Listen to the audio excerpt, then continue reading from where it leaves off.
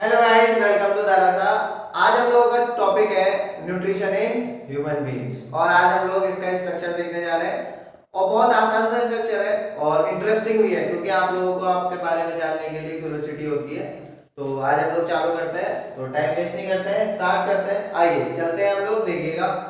मैंने बोर्ड पे पहले ही बना रखा है स्ट्रक्चर, आप लोग समझ सकते हैं यहाँ से किस तरीके का स्ट्रक्चर होता है। देखो, नॉर्मली एक आदमी ऐसे खड़ा हुआ है और गर्दन इधर है और हमने ये चीजें काटी इस तरीके से और उसके बाद इसका स्ट्रक्चर इस तरीके से लगा बनाया हुआ है मैंने, आप लोग समझिएगा।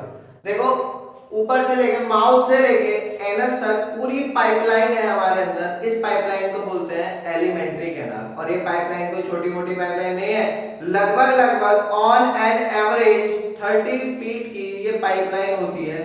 तो 7 से 9 मीटर के बीच में, हाँ हाइट के ऊपर ये डिपेंड करती है, बात ध्यान रखिएगा। कोई छोटा है तो उसके हाइट के ऊपर अप डाउन होगी, इसी वजह से मैंने यूज किया है एवरेज, क्योंकि हम लोग एवरेज के बारे में बात कर रहे हैं।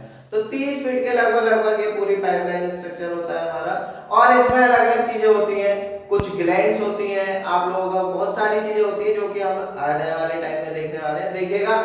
तो पहले चालू करने जा रहे हैं। हमारा जो स्ट्रक्चर है एलिमेंट्री कैनाल है, ये स्टार्ट होता है माउथ से। माउथ जो है हमारा, इसको ओरल कैविटी भी बोला जाता है और ये ओरल कैविटी के अंदर आप लोगों को क्या क्या देखने मिलने वाला है? टीथ, टीथ मिलेंगे और टंग मिलेंगे। क्या क्या मिलता है? टीथ और टंग। हमारे पास दो तरीके के टीथ होते हैं, बच्चे में मिल्क टीथ पाए जाते हैं और बड़े के अंदर कौन सा टीथ पाया जाता है? परमानेंट टीथ पाए जाते हैं। इसके बाद टीथ जो है वो 4 तरीके के होते हैं और कौन से? Very good, incisors, canines, premolar और मोलर। ये तो होगी बात। अब देखो इंसिजर्स क्या होते हैं। हमें आगे जो दांत दिख रहे हैं चौड़े चौड़े से दांत जो होते हैं, कुतरने के काम आते हैं। चूहे वाले दांत कुतरने के, चीजों को कुतरने के जो काम आते हैं, चौड़े चौड़े दांत, इनको क्या बोलते हैं? इंसिजर्स। और इसके बाद जो हमारे कैनाइन्स यानी कि नुकीले नुकीले से आप लोगों को दांत दिख रहे होंगे, ये नुकीले नुकीले से दांत क्या होते हैं? कैनाइन्स। ये अधिकतर डेवलप्ड पाए जाते हैं आप लोगों के कार्निवोर्स में। अगर मैं कार्निवोर्स की बात करूं तो डॉगी मोस्टली सब लोगों ने देखा होगा। तो डॉग के जो खुराफाती से दांत होते हैं, मतलब वैसे दिखाता है ना वो नुकीले नुकीले साइड साइड में, तो वो दांत क्या है आप लोग वहां पे क्लियरली विजिबल कर सकते हैं। आपके अंदर भी नुकीले नुकीले 2 दांत पाए जाते हैं ऊपर वाले जबड़े में, तो ये है। फिर उसके बाद प्रीमोलर यानी कि छोटी दांत, फिर उसके बाद मोलर यानी कि बड़ी वाली दांत। तो ये सारे 4 तरीके के टीथ पाए जाते हैं। अब मैं बात करूं कितने कितने होते हैं, नॉर्मल सी बात, एक एडल्ट के अंदर कितने टीथ पाए जाते हैं? 32। लेकिन एक चाइल्ड के अंदर कितने टीथ पाए जाते हैं? कमेंट सेक्शन में बताना है। बिल्कुल सही। ठीक, इस चीज को याद करने के लिए आखिरकार कितने टीथ, कितने कितने कैसे कैसे होते हैं, हम लोगों ने डेंटल फॉर्मूला जनरेट किया और डेंटल फॉर्मूले से हम लोगों ने क्या काम किया? टीथ को याद करना स्टार्ट किया। देखते हैं, चल बताता हूं मैं आपको। ये जो मैंने लिखा हुआ है ये क्या है? आपका डेंटल फॉर्मूला। एक एडल्ट के अंदर 32 टीथ होते हैं, तो इसको समझते हैं कैसे आएगा। देखो 32 टीथ है, इसका मतलब ये इंसिजर्स है, ये कैनाइन्स है और बिल्कुल ये प्रीमोलर है और ये मोलर है। आगे देखिए, देखो ये इंसिजर्स, कैनाइन्स, प्रीमोलर और मोलर, कितने टीथ हो गए। फिर उसके बाद जो स्ट्रक्चर है आप लोगों का ऊपर वाले जॉ के लिए, ऊपर वाले जबड़े के लिए जो आप लोगों का यूज किया जा रहा है वो ये है, ऊपर का स्ट्रक्चर लिखा हुआ है और नीचे वाले के लिए नीचे लिखे हुए हैं नंबर ऑफ टीथ। देखिएगा, अब मैं इसमें ऊपर नीचे 2 की मल्टीप्लाई कर दूं तो इंसिजर्स ऊपर वाले में कितने हो गए? 4, तो नीचे वाले में भी कितने हो जाएंगे? 4। ऐसे कैनाइन्स ऊपर कितने हो गए? 2, तो नीचे भी कितने हो जाएंगे? 2। और प्रीमोलर्स इसमें 2 की मल्टीप्लाई होगी तो कितने हो जाएंगे? 4। और नीचे भी कितने हो जाएंगे? 2 की मल्टीप्लाई करनी है 4। तो मैं यहाँ पे काउंट करके लिखूं तो इस तरीके से देखना क्या हो गए? 4, 2, 4 और 6। और जब मैं इसको ऐड करूंगा तो टोटल आएगा 16। ऐसे ही नीचे वाले जॉ में भी कितने आएंगे? 16 ही टीथ आएंगे। तो ऊपर भी 16, नीचे भी 16, ठीक है ना। तो ये है आपके नंबर ऑफ टीथ। अब आप लोग मुझे बताएंगे यहाँ पे कि एक चाइल्ड में कितने टीथ होते हैं। आप लोग आराम से इसको कैलकुलेट कीजिएगा, ऊपर नीचे कुछ नहीं करना है, बस ऊपर नीचे मल्टीप्लाई करनी है 2 की और आप लोगों को पता चल जाएगा। सही है। और इसमें जो अगला स्ट्रक्चर पाया जाता है आपका वो है क्या? टंग। अगर मैं टंग के बारे में बात करूं तो देखिएगा टंग एक मस्कुलर स्ट्रक्चर होता है और टंग का फंक्शन होता है एक तो टेस्ट और खाने में जो सलाइवा होता है हम लोगों के माउथ में लार जिसको हम लोग बोलते हैं तो उसको मिक्सअप करना या मिक्सिंग अप ऑफ सलाइवा, ठीक है। इसमें ये काम होता है इसका। और अलग अलग जगह पे अलग अलग इसमें टेस्ट बड्स पाए जाते हैं। तो अगर मैं बात करूं तो पीछे की तरफ टंग में, जैसे हमारी टंग है तो पीछे की तरफ टंग में क्या कैसा टेस्ट होता है, बिटर। फिर उसके बाद साइड में, इधर साइड तो पीछे की तरफ वहां पे भी साइड में क्या होता है आपका सोर टेस्ट होता है। फिर आगे आ जाओ, हल्का सा आगे आओगे जैसे तो पता चलेगा वहां पे सॉल्टी। और फिर आगे चल के क्या होता है तुम्हारा स्वीट। मैं ये नहीं कह रहा कि पूरी टंग पे अलग अलग तरीके का टेस्ट पाया जाता है, ठीक। मैं ये चीज कहना चाह रहा हूँ कि यहाँ पे जो टेस्ट बर्ड्स होते हैं ये वाले ज्यादा होते हैं, सही है। इतनी चीजें हैं। अब देखिएगा दिमाग में आ रहा है सर चिली का तो टेस्ट है ही नहीं इसमें।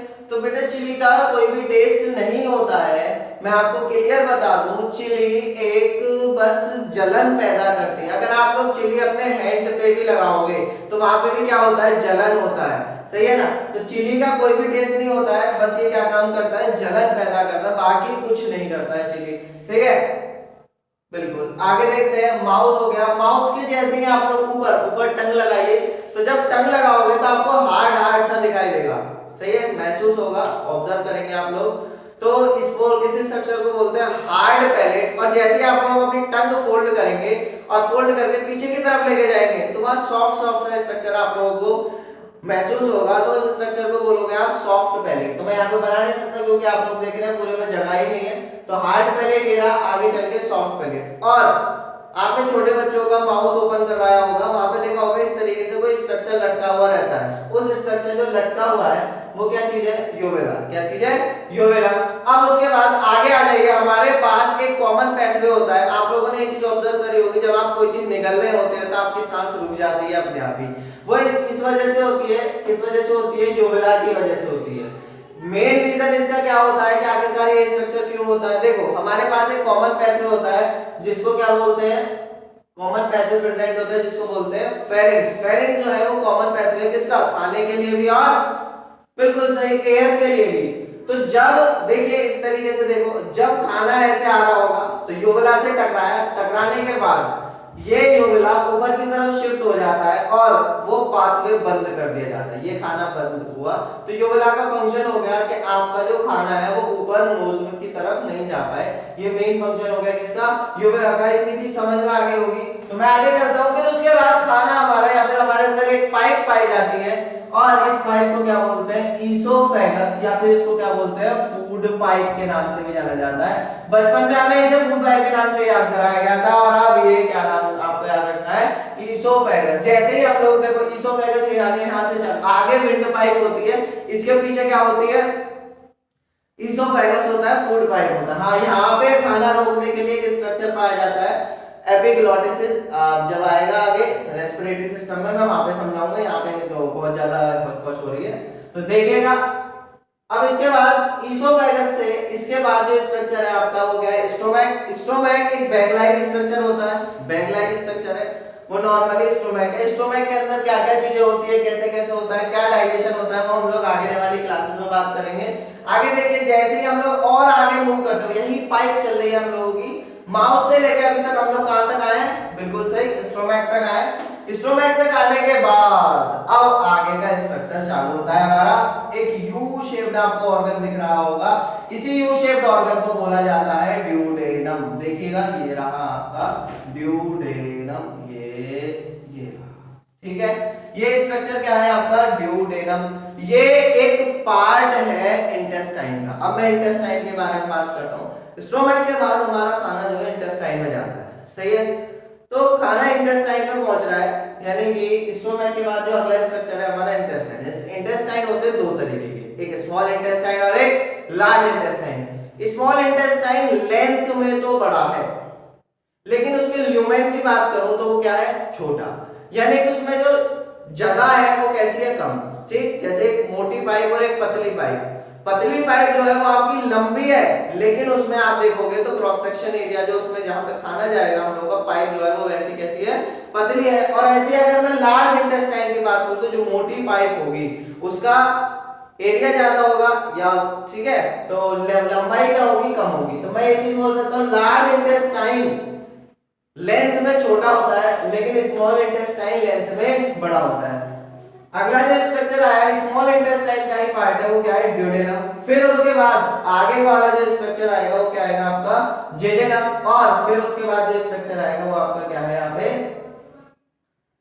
क्या है, इलियम। सही है। अभी यहाँ पे एक चीज रह गई है, मैं आपको वो चीज समझा देता हूँ, देखिएगा जरा, ऑब्जर्व करने का आराम से। देखो मैं अगर यहाँ पे बात करूं तो यहाँ पे एक छोटी सी फिंगर लाइक एक ग्लैंड होती है, छोटी सी, बहुत छोटी सी एक फिंगर लाइक ग्लैंड होती है, ये रही वो ग्लैंड। इस ग्लैंड को बोला जाता है पेनक्रियास। क्या बोला जाता है, पेनक्रियास। ठीक है, ये ग्लैंड है आपकी पेनक्रियास। चलिए, ये ग्लैंड है आपकी पेनक्रियास। ठीक है, पेनक्रियास के बारे में अगर नॉर्मल से बात करी जाए तो पेनक्रियास एक अच्छा खासा छोटा सा बेसिक स्ट्रक्चर है लेकिन बहुत इंपॉर्टेंट फंक्शन करता है क्योंकि ये मिक्स्ड ग्लैंड होती है। और इसके बारे में जब हम लोग ग्लैंड्स पढ़ेंगे तब डिस्कस करेंगे, यहां तक चीजें समझ में आ गई होंगी। ये तीन पार्ट है आप लोगों के, किसके, इलियम, और हम लोग अब तक जेजेनम तक पढ़ चुके हैं। तो जितना जेजेनम, फिर उसके बाद अगला पार्ट कौन सा आ गया आपका, इलियम। इलियम के बाद देखिएगा ये इलियम है, इस तरीके से लंबा लंबा इस तरीके से घुमा। इलियम जाके खुलता है एक स्ट्रक्चर में या ओपन हो जाता है, आगे चलकर मीट हो जाता है कौन से स्ट्रक्चर में, बिल्कुल सही, सीकम। क्या नाम है, सीकम। सीकम में एक बहुत छोटी सी पूंछ लाइक स्ट्रक्चर निकला हुआ रहता है जिसको हम बोलते हैं अपेंडिक्स। मोस्टली इसका हमारे यहाँ कोई फंक्शन नहीं होता, हमारी बॉडी में कोई फंक्शन नहीं है, वेस्टिजियल ऑर्गन है और इसको ऑपरेशन के दौरान इसको निकाल दिया जाता है अधिकतर ह्यूमन बींग्स के अंदर। आगे चल के इससे प्रॉब्लम भी क्रिएट होती है। सही है, आगे चलते हैं हम लोग, ध्यान दीजिएगा। फिर उसके बाद एक पाइप फिर से स्टार्ट हो गई है, देखिए इस तरीके से पाइप घूम रही है और ये जो पाइप घूम रही है इस पाइप को आप लोग बोलोगे क्या, कोलॉन। क्या बोलोगे, कोलॉन। फिर उसके बाद अगला स्ट्रक्चर जो आया आपका कौन सा आता है, रेक्टम। कौन सा स्ट्रक्चर है नेक्स्ट, रेक्टम। रेक्टम के अंदर क्या चीज होती है, रेक्टम के अंदर जो हमारा वेस्ट मटेरियल होता है after digestion of the food वो कुछ टाइम के लिए स्टोर कर दिया जाता है और बाद में वो एक एनस के थ्रू क्या होता है, वो रिमूव आउट कर दिया जाता है, यानी कि बॉडी से बाहर निकाल दिया जाता है। ये सारा जितना भी स्ट्रक्चर है आप लोगों का, ये है ह्यूमन का डाइजेस्टिव सिस्टम। उम्मीद है ये चीज समझ में आ गई होगी। अगर आप लोगों को कोई डाउट होता है, कोई चीज होती है तो आप कमेंट सेक्शन में लीव आउट कर सकते हैं। और गाइस मुझे सपोर्ट कीजिएगा, ज्यादा से ज्यादा वीडियो शेयर कीजिए। और अगर आप लोग क्लासेस ज्वाइन करना चाहते हैं तो अगर आप लोग ब्लॉन्चेयर से बिलोंग करते हैं तो आप लोग क्लासेस भी ज्वाइन कर सकते हैं और बाकी आप लोग कांटेक्ट कर सकते हैं मेरे से। ठीक है, चलो इसका स्क्रीनशॉट ले लीजिएगा।